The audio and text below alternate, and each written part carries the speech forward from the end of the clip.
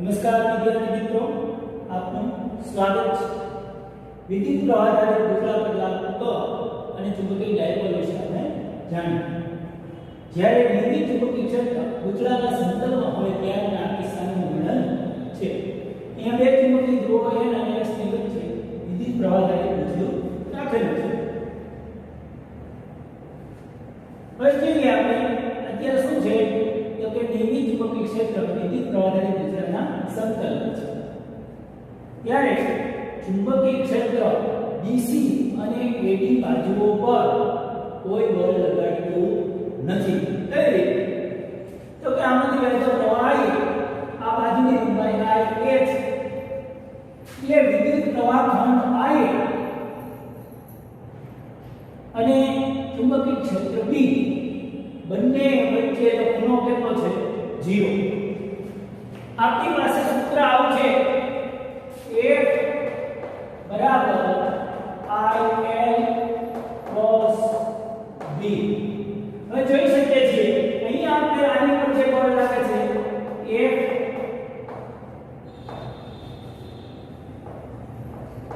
બરાબર IA cos B, પરંતુ એનું જો મૂલ્ય લઈએ તો IAB sin theta.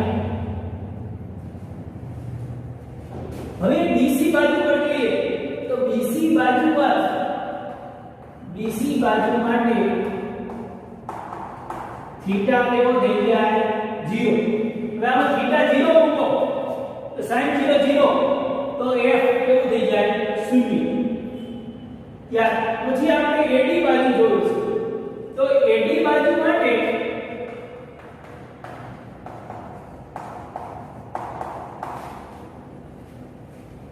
તમે અહીં જોઈ શકો છો કે થીટા કેટલો થાય છે?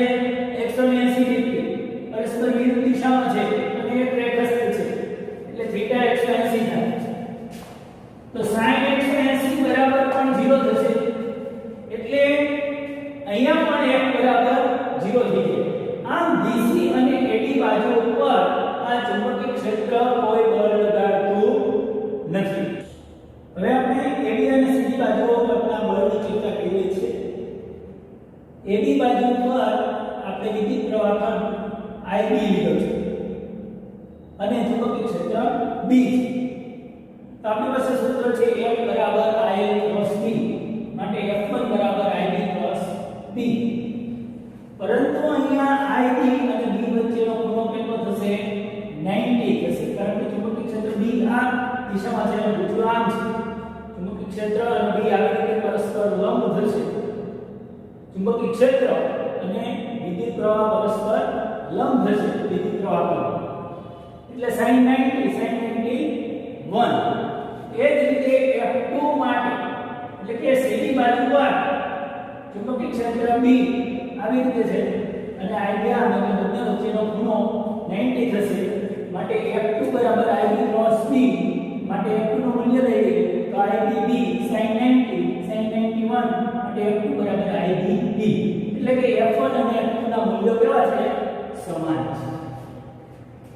હવે જોઈએ જમણા હાથના નિયમ મુજબ F1 ની દિશા IB cross B F1. એટલે F1 ક્યાં જાય છે? અંદરની તરફ, પૃષ્ઠની અંદરની તરફ જાય છે અને F2 IB cross B એટલે F2 ક્યાં જાય છે? પૃષ્ઠની બહાર તરફ.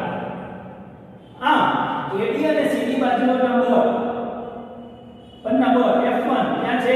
સમતલના પૃષ્ઠમાં અંદર તરફ અને F2 સમતલના પૃષ્ઠની બહાર તરફ સમાન મૂલ્યના છે અને પરસ્પર વિરુદ્ધ દિશામાં છે, જેનું મૂલ્ય F1 બરાબર F2 બરાબર IBB છે.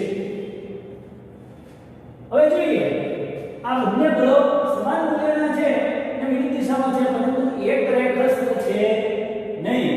આથી બળ યુગ્મની 4 માત્રા ટોર્ક ઉત્પન્ન કરે છે.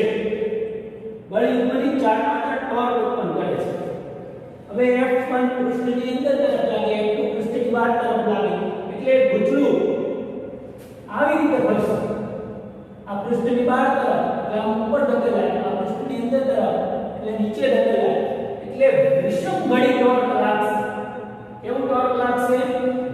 વિષમઘડી ટોર્ક લાગશે. હવે એ વિષમઘડી ટોર્ક ઉત્પન્ન કરે એટલે આપણને ટોર્કની દિશા મળી. હવે ગુજરાતના ટોર્કનું મૂલ્ય એટલે ગુજરાતના ટોર્ક એટલે બળ એકમની ચાર માત્રાનું મૂલ્ય અને ટોર્ક બરાબર બે પૈકી કોઈ એક બળનું મૂલ્ય અને બે બળો વચ્ચેનું લંબ અંતર એવી રીતે પણ લઈ શકીએ અને બંને ટોર્કના સરવાળા તરીકે પણ આપણે લઈ શકીએ. અહીંયા આપણે બંને ટોર્કના સરવાળા તરીકે લઈએ છીએ તો કે F1 ને કારણે લાગતું ટોર્ક અને F2 ને કારણે ઉદ્ભવતા ટોર્ક નો સરવાળો કરીને બંનેનું ટોર્ક આપણે લીધું છે. હવે ટોર્કનું સૂત્ર છે, ટોર્કના મૂલ્યનું સૂત્ર છે કે બળનું મૂલ્ય અને બળનું સંદર્ભ બિંદુથી લંબ અંતર, બળની કાર્યરેખાના સંદર્ભ બિંદુથી લંબ અંતર. બળનું મૂલ્ય F1 નું મૂલ્ય કેટલું છે IDB અને બળની કાર્યરેખાના સંદર્ભ બિંદુથી લંબ અંતર કેટલું મળે છે a/2 કારણ કે આખું a છે તો અડધું a/2 મળે. એવી રીતે F2 નું મૂલ્ય IDB અને સંદર્ભ બિંદુથી લંબ અંતર a/2. હવે તમે જોશો કે આમાં IDB કોમન છે એટલે એને બહાર લઈ લીધા. હવે a/2 a/2 એમને મળે શું a. હવે r ગુણ્યા a ગુણ્યા b ગુણ્યા કેપિટલ B. હવે a સ્મોલ ab નો ગુણાકાર તમને ક્ષેત્રફળ કેપિટલ A આપે માટે ટોર્કનું મૂલ્ય કેવું મળી જાય ટોર્ક બરાબર IAB. ચુંબકીય ક્ષેત્ર વિદ્યુત પ્રવાહધારી પૂતળા ને દોરેલ લંબ સાથે થીટા ખૂણો બનાવે ત્યારે તેના પર લાગતું ટોર્ક. અહીં સમાન ચુંબકીય ક્ષેત્ર D છે, પૂતળામાંથી વિદ્યુત પ્રવાહ I વહે છે, પૂતળાની લંબાઈ a છે, પહોળાઈ b છે. હવે જોઈએ BC અને AD બાજુ પર લાગતા બળો. તો કે BC બાજુ પર લાગતું બળ જોઈએ તો એ વિદ્યુત પ્રવાહ ફંડ સદિશ I દર્શાવેલું છે, ચુંબકીય ક્ષેત્ર D દર્શાવેલું છે. તો IA + B બરાબર F તમને ક્યાં મળે છે નીચેની દિશા. હવે AD બાજુ પર લાગતું બળ F' તો કે વિદ્યુત પ્રવાહ ફંડ સદિશ IA અને ચુંબકીય ક્ષેત્ર D દર્શાવે છે એની દિશા દર્શાવે ચુંબકીય ક્ષેત્ર E આ દિશા વિદ્યુત પ્રવાહ ફંડ સદિશ આ દિશા. તો F' તમને ક્યાં મળશે ઉપરની દિશા. માટે F અને F' BC પર લાગતું બળ F અને AD પર લાગતું F' બંને પરસ્પર વિરુદ્ધ દિશા છે. હવે એમના મૂલ્યો જોઈએ તો કે આપણી પાસે સૂત્ર છે F બરાબર I cos B માટે F બરાબર I cos B એ જ રીતે F બરાબર IB sin θ થાય મૂલ્ય. F નું મૂલ્ય IB sin θ. તો F પ્રાઇમ નું મૂલ્ય IAB sin 180 માઈનસ θ. હવે IAB sin 180 માઈનસ θ એટલે sin θ થાય. એટલે F અને F પ્રાઇમ બંને બળોના મૂલ્યો કેવા થઈ ગયા સમાન. બંને બળોના મૂલ્યો સમાન છે, પરસ્પર વિરુદ્ધ દિશામાં છે અને એક રેખસ્થ છે માટે તેઓ એકબીજાને નાબૂદ કરે છે. AB અને CD બાજુ પર લાગતા બળો. હવે AB બાજુ પર લાગતું બળ તો કે પ્રવાહ ખંડ સદિશ IB આ દિશામાં ઉપરની દિશામાં છે, ચુંબકીય ક્ષેત્ર D આ દિશામાં.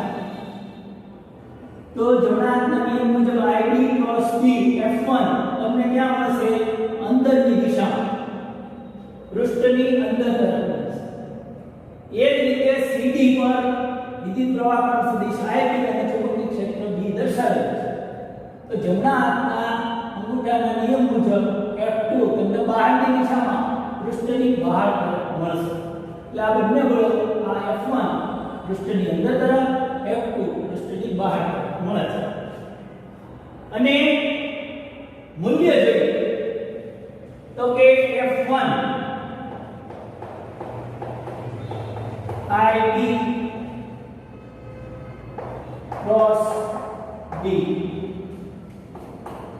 મૂલ્ય લેવું હોય F1 IB sin તો બંને વચ્ચેનો ખૂણો કેટલો થાય છે IB અને B વચ્ચેનો 90 ડિગ્રી તો F1 નું મૂલ્ય થાય IB એ જ રીતે F2 નું મૂલ્ય પણ કેટલું થશે F2 બરાબર IB થશે આમ F1 અને F2 AB પર લાગતું બળ F1 પૃષ્ઠની અંદર તરફ છે CD પર લાગતું બળ F2 પૃષ્ઠની બહાર તરફ છે F1 નું મૂલ્ય IBB છે F2 નું મૂલ્ય IBB છે આમ AB અને CD બાજુ પરના બળ F1 અને F2 પણ સમાન મૂલ્યના અને વિરુદ્ધ દિશામાં છે જેમનું મૂલ્ય F1 બરાબર F2 બરાબર IB છે પરંતુ તેઓ એક રેખસ્થ નથી આથી બળ યુગ્મની ચાર માત્રા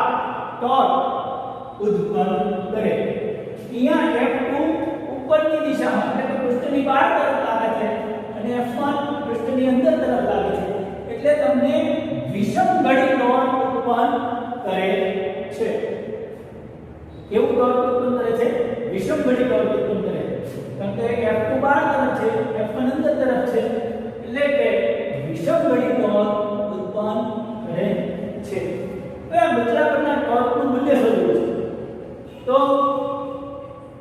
F1 દ્વારા ઉત્પન્ન ટોર્ક અને F2 દ્વારા ઉત્પન્ન ટોર્કનો સરવાળો કરીએ છીએ ટોર્ક એટલે બળ ગુણ્યા બળની કાર્યરેખાનું લંબથી સંદર્ભ બિંદુથી લંબ અંતર હવે સંદર્ભ બિંદુ અહીંયા છે સંદર્ભ બિંદુથી બળની કાર્યરેખાનું લંબ અંતર શોધવું છે એટલે આ બાજુનું મૂલ્ય આપણે શોધવું છે આ બાજુનું મૂલ્ય કેટલું છે a/2 આપણને આપેલું છે આનું મૂલ્ય આપણે શોધવું છે હવે આ ખૂણો થીટા છે આ કેટલો થાય આ ખૂણો 90 છે આ ખૂણો કેટલો થાય 90 - થીટા તો π/2 - થીટા થાય એ જ રીતે જોઈએ તો આ ખૂણો પણ π/2 - થીટા થાય બીજી રીતે જોઈએ પણ આ થીટા આ 90 આ કેટલો થાય π/2 - થીટા હવે આ બાજુ એટલે કર્ણ છે પાસેની બાજુનું મૂલ્ય મેળવવું છે અને થીટા છે તો પાસેની બાજુનું મૂલ્ય મેળવવું હોય તો પાસેની બાજુનું મૂલ્ય વાળો સંબંધ કયો છે cos તો કે cos of π/2 - થીટા બરાબર પાસેની બાજુ છેદમાં કર્ણનું મૂલ્ય કેટલું છે a/2 પાસેની બાજુનું મૂલ્ય મેળવવું છે cos π/2 - થીટા એટલે sin થીટા માટે આ પાસેની બાજુનું મૂલ્ય કેટલું મળી જાય પાસેની બાજુ બરાબર a/2 * sin થીટા જે આપણને મળી ગયું છે a/2 sin થીટા સંદર્ભ બિંદુથી લંબ અંતર કેટલું થઈ ગયું a/2 sin થીટા હવે F1 નું સંદર્ભ બિંદુથી લંબ અંતર a/2 sin થીટા F2 નું સંદર્ભ બિંદુથી લંબ અંતર a/2 sin થીટા F1 ની કિંમત IBB F2 ની કિંમત IBB અને આ બંનેમાં sin થીટા કોમન છે a/2 વત્તા a/2 એટલે a આવી રીતે આપણે સાદું રૂપ આપેલું છે અને a ગુણ્યા b એટલે કે ક્ષેત્રફળ a ગુણ્યા b બરાબર ક્ષેત્રફળ ક્ષેત્રફળ a મૂકીએ તો IAB sin થીટા મળી જાય પણ IA બરાબર એ ચુંબકીય ચાર્જ માત્રા થાય માટે ટોર્ક બરાબર mb sin થીટા હવે m ક્રોસ p તમને ટોર્ક મળે છે વિષમઘડી ટોર્ક જે મળે છે માટે ટોર્ક બરાબર m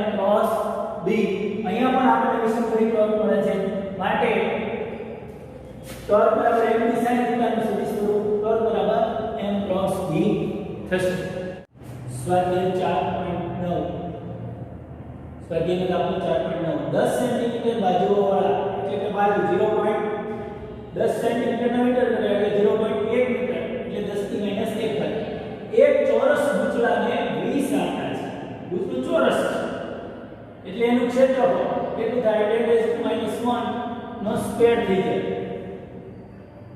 તેમાં 20 આંટા છે એટલે n બરાબર 20. તેમાંથી 12 એમ્પિયર વિદ્યુત પ્રવાહ પસાર થાય છે એટલે I બરાબર 12 એમ્પિયર. આ ગૂંચળું શિરોલંબ લટકાવેલું છે અને આ ગૂંચળાના સમતલનો લંબ 0.80 ટેસ્લાના મૂલ્યના નિયમિત ચુંબકીય ક્ષેત્ર એટલે B બરાબર 0.80 ટેસ્લા નિયમિત ચુંબકીય ક્ષેત્ર સાથે 30 ડિગ્રીનો ખૂણો બનાવે એટલે થીટા બરાબર 30 ડિગ્રી. ગૂંચળું કેટલા મૂલ્યનું ટોર્ક અનુભવશે એ ટોર્ક કેટલું એ ટોર્ક બરાબર આપણે પ્રશ્નમાં લખી દઈશું. હવે ટોર્કનું સૂત્ર કેટલું છે ટોર્ક બરાબર m ક્રોસ v માટે ટોર્ક બરાબર m એટલે NIA અને ટોર્કનું મૂલ્ય જોઈએ છે એટલે આપણે NIA ની sin થીટા લઈએ. n નું મૂલ્ય કેટલું છે 20 I નું મૂલ્ય 12 a નું મૂલ્ય 1 એટલે બાજુનો સ્ક્વેર એટલે 10⁻⁻1 નો સ્ક્વેર b 0.80 sin થીટા ખૂણો કેટલો બનાવે છે 30 એટલે sin 30 12 * 24 એટલે 240 અને 10⁻⁻1 નો સ્ક્વેર કરો 10⁻2 એટલે 240 ને કરો તો 10⁻2 કરો એટલે 2.4 આવી જાય 0.80 અને sin 30 એટલે 0.5 એટલે કુલ તમને ટોર્ક કેટલું મળે 0.96 ન્યૂટન મીટર કારણ કે ટોર્કનો એકમ ન્યૂટન મીટર છે. સ્વાધ્યાયનો 4.13 એક ટેસ્લાના નિયમિત સમસૂચિત ચુંબકીય ક્ષેત્રમાં એટલે કે B બરાબર 1 ટેસ્લા 8 સેન્ટીમીટર ત્રિજ્યા r બરાબર 8 સેન્ટીમીટર સેન્ટીમીટરના મીટર કર્યા એટલે 8 × 10⁻2 મીટર 30 આંટા ધરાવતું એટલે કે n બરાબર 30 આંટા ધરાવતું વર્તુળાકાર ગૂંચળું લટકાવેલું છે એટલે કે ક્ષેત્રફળ લેવું હોય તો πr² લેવું પડે એટલે કે ક્ષેત્રફળ A બરાબર πr².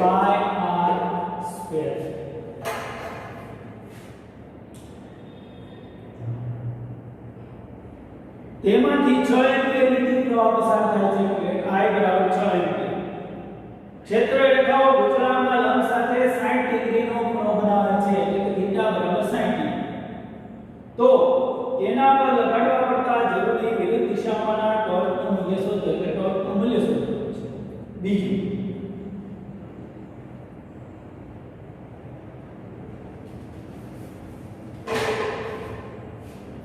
હવે ટોર્કનું સૂત્ર ખબર છે NIAB sin થીટા પરંતુ આમાં a બરાબર શું લખવું છે πr².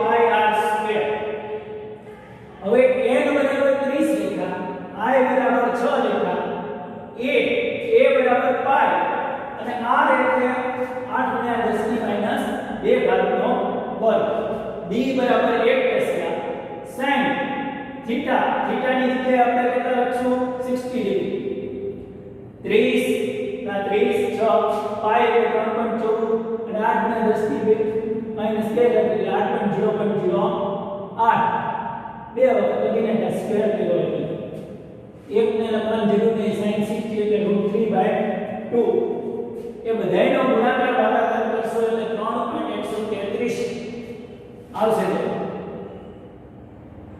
અને ટોર્કનો એકમ કયો છે ન્યૂટન મીટર તો આપણે ટોર્ક આવી. હવે બીજી બાબત એ બીજો વિભાગ પૂછો છે કે દર્શાવેલ ગૂંચળાની જગ્યાએ અનિયમિત આકારનું બીજું કોઈ સમતલ ગૂંચળું રાખવામાં આવે જેનું ક્ષેત્રફળ એટલું જ હોય તો તમારો જવાબ બદલાશે. બાકીની વિગતોમાં કોઈ ફેરફાર નથી. હવે ગૂંચળાનું પહેલા વર્તુળાકાર હતું હવે કોઈ બીજા આકારનું લીધું તો ટોર્કનું મૂલ્ય ગૂંચળાના આકાર પર આધાર રાખતું નથી તેના ક્ષેત્રફળ પર આધાર રાખે છે. એટલે માટે ટોર્ક કેવું રહેશે? અચળ. ઉદાહરણ 4.11 પાસ પાસે વીંટાળેલા 100 આંટાઓ એટલે કે n બરાબર 100 10 સેન્ટીમીટર ત્રિજ્યાની r બરાબર 10 સેન્ટીમીટર 0.1 મીટર અને એનું ક્ષેત્રફળ કેટલું થશે? a બરાબર pi r સ્ક્વેર. એક વર્તુળાકાર ગુંચળું 3.2 એમ્પિયર વિદ્યુત પ્રવાહ દર્શાવે છે. I બરાબર 3.2 એમ્પિયર. ગુંચળાના કેન્દ્રમાં ચુંબકીય ક્ષેત્ર કેટલું હશે? એટલે કે b બરાબર પ્રશ્ન m. અહીંયા કેન્દ્ર છે એટલે આપણે કેન્દ્ર લખી કાઢીએ. b ગુંચળાની મેગ્નેટિક મોમેન્ટ કેટલી હશે? m બરાબર પ્રશ્ન. ગુંચળાને શિરોલંબ સમતલમાં એવી રીતે રાખેલું છે કે જેથી તેના વ્યાસ સાથે એક રેખાસ્થ એવી સમક્ષિતિજ અક્ષ પર મુક્ત રીતે ભ્રમણ કરી શકે. 2 ટેસ્લાના વિવિધ ચુંબકીય ક્ષેત્ર એટલે કે b બરાબર 2 ટેસ્લા જેટલું નિયમિત ચુંબકીય ક્ષેત્ર સમક્ષિતિજ ચુંબકીય ક્ષેત્ર એવી રીતે પ્રવર્તેલું છે જેથી શરૂઆતમાં ગુંચળાની અક્ષ ક્ષેત્રની દિશામાં એક રેખાસ્થ હોય. ચુંબકીય ક્ષેત્રની અસર હેઠળ આ ગુંચળું 90 ડિગ્રીનું કોણ જેટલું ભ્રમણ કરે છે. ગુંચળાની પ્રારંભિક અને અંતિમ સ્થિતિમાં તેના પર લાગતા ટોર્કના મૂલ્યો કેટલા છે? શરૂઆતમાં થીટા કેટલો છે? શરૂઆતમાં થીટા 0 અને પછી થીટા 90 છે. તો બંને વખતે ટોર્કનું મૂલ્ય શોધવું છે. ડી જ્યારે ગુંચળું 90 ડિગ્રીના કોણ પાસે જાય ત્યારે તેની કોણીય ઝડપ કેટલી હશે?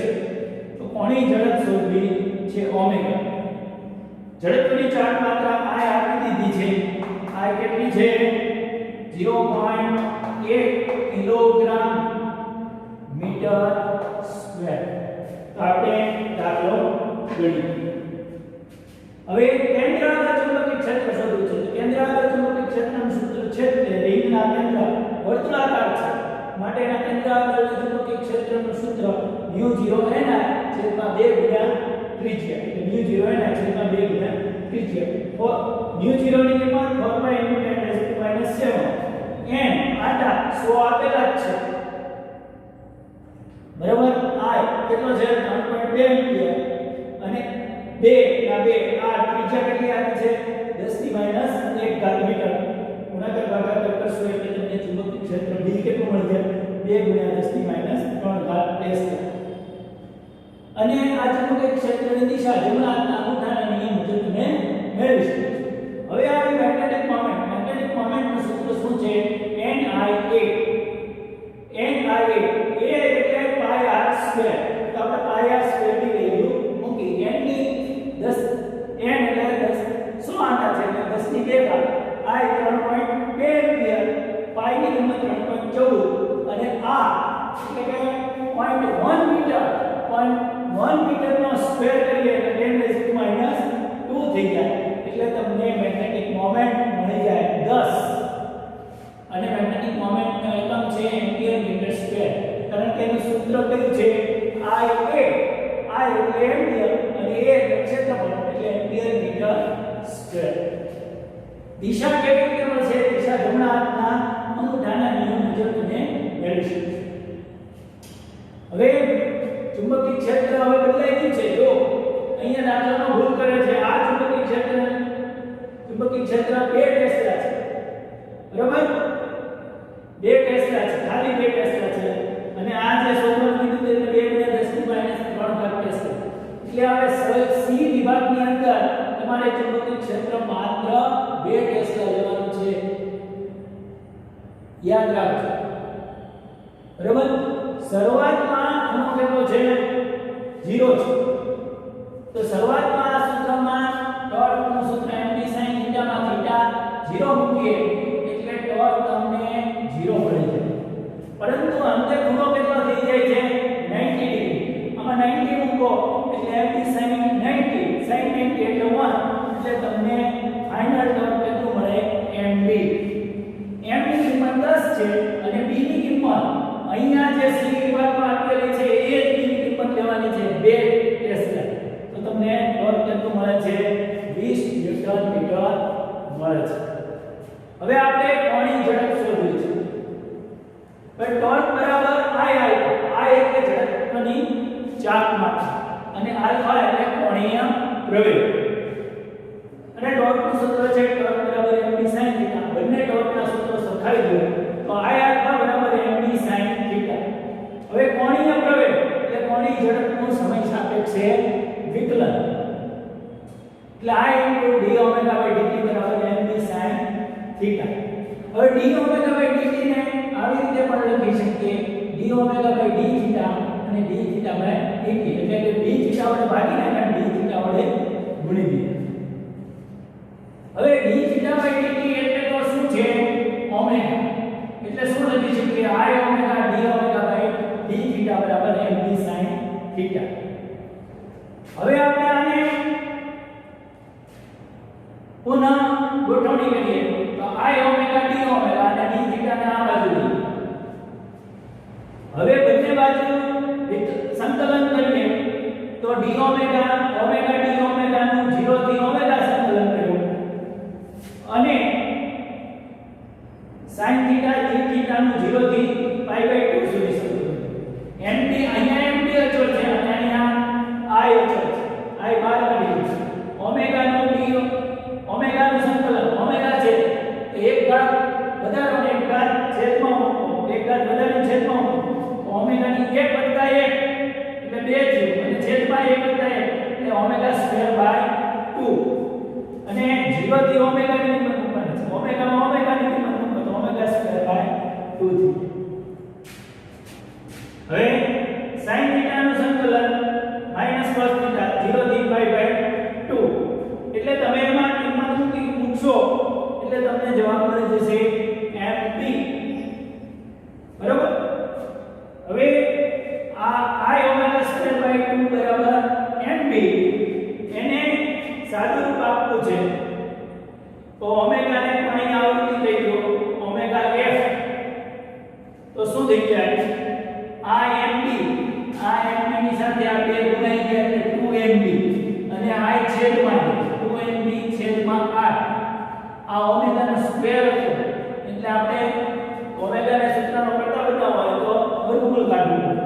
હવે 2mb ની કિંમત તો કેવી મળી છે 20 મળી જ ગઈ છે એટલે 20 મૂકી દો અને I ની કિંમત 10 ની -1 ઘાત છે એ મૂકો એટલે જવાબ તમને 20 પ્રતિ સેકન્ડ એવો જવાબ મળશે. આભાર.